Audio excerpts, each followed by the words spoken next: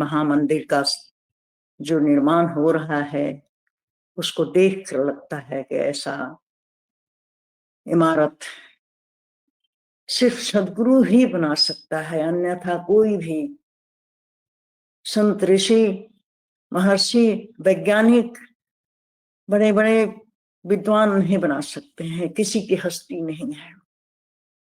हमने देखा है स्वर्वेद महामंदिर का शिलान्यास हो रहा था, उसमें हम लोग गए थे। यहाँ से डाल्टनगंज से 5-7 गाड़ियां गई थी और लोग तो ट्रेन से गए थे।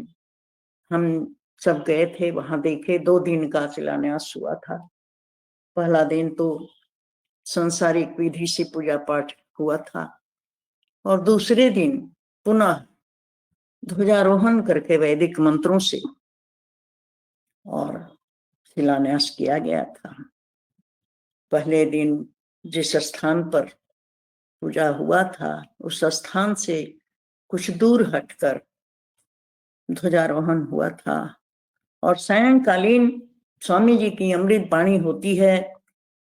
उसमें स्वामी जी बोलते हैं अमृत वाणी में कि मुझे बार बार स्वर्वेद महामंदिर बनाने का संकेत ऊपर से हो रहा था, लेकिन मैं प्रचार कार्य में और निर्माण कार्य में इतना व्यस्त था कि इस कार्य को नहीं कर पाया था। आज मेरा सौभाग्य है कि सदगुरु प्रभु जिस स्थान पर ध्वजारोहण हुआ है उस स्थान पर स्वयं प्रकट होकर के मुझे आदेश दिए हैं, किसी स्थान पर स्वर्वेद महामंदिर बनेगा। और मैं इसका आज शिलान्यास करके अपने आप में आनंद की अनुभूति कर रहा हूँ। ये स्वामी जी की वाणी है, मैं अपने तरफ से नहीं बोल रही हूँ। ये स्वामी जी की अमृत वाणी में जो बातें थी अक्षरशः वही बात मैं बता रही हूँ। और स्वामी जी आगे बोलते हैं कि सदगुरु के इस महान कार्य में जो भी भक्त शिष्य सहयोग करेंगे वे आदर्श शिष्यों में अग्रिम रहेंगे और इस महान पावन पुनीत कार्य में मेरा जो सहयोग करेगा वो मेरे प्रिय भक्त शिष्यों में अग्रिम रहेगा। ये सदगुरु की वाणी है,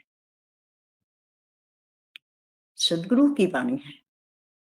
और उस दिन से लेकर आज तक अनवरत स्वर्वेद महामंदिर के सेवा में हम डाल्टनगंज की गुरु बहनें ही नहीं, जितने भी लोग वहां पर इन वाणियों को सुने हैं, सभी लोग अपने तरफ से इस कार्य में लगे हुए हैं।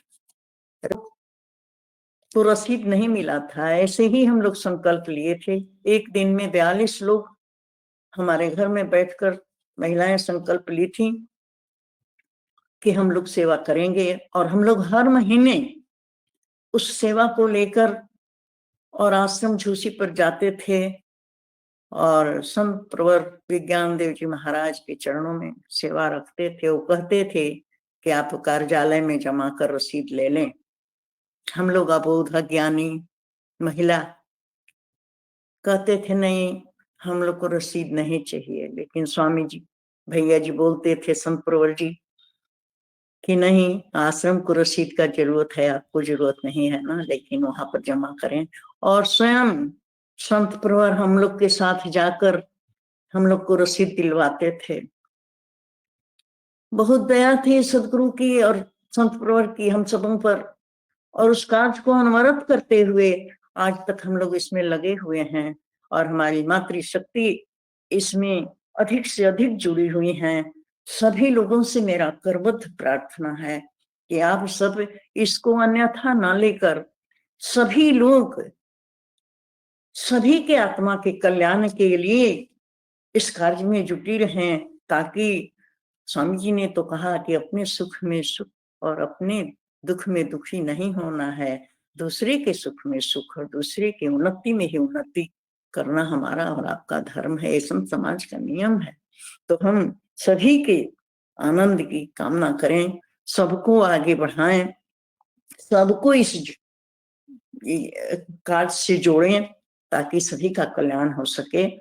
तो हम स्वर्वेद महामंदिर को या मूर्ति संकल्प को या सौरवेद ग्रंथ को घर घर में हम क्या पहुंचा सकते हैं?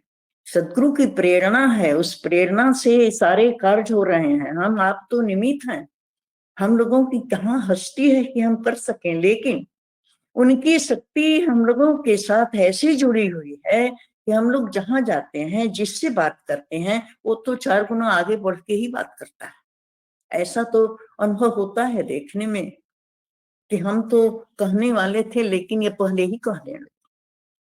हम जो बात कहते हैं कि आप कम से कम 50 रुपया से भी जुड़े, तो कहते हैं नहीं, सदगुरु के कार्य में 50 रुपए का, इससे भी अधिक देना। जिसको सामर्थ्य नहीं है वो कहता है कि ठीक है, हम सोच के 10, 15, 20, 25 जो होगा कि देंगे, लेकिन देते समय तो वो उससे भी अधिक दे देता है।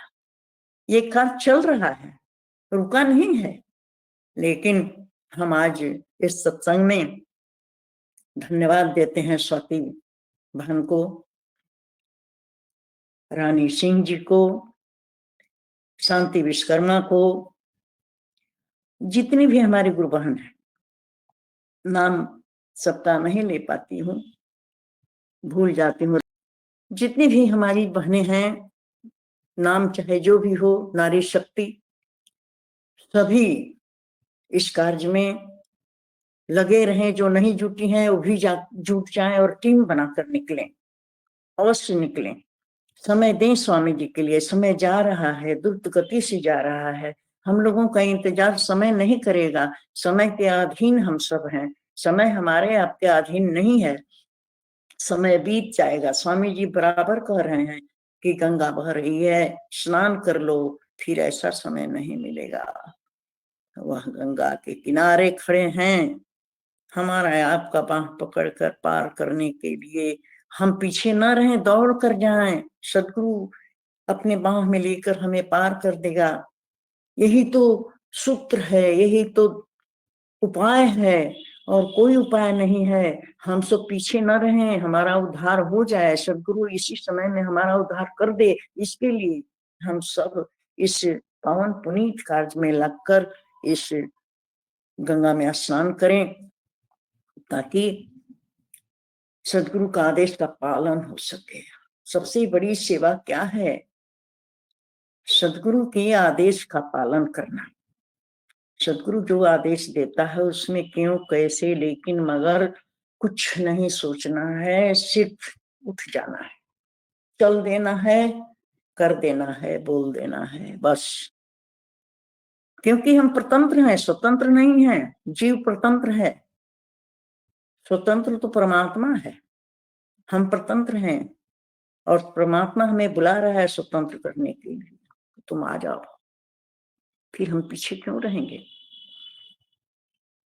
सभी जुआ वर्ग, सभी गुरु भाई, सभी गुरु बहन, सभी बच्चों, सभी से निवेदन है कि इस कार्य में कोई भी पीछे न रहे, सब जुट जाएं, सब लग जाएं।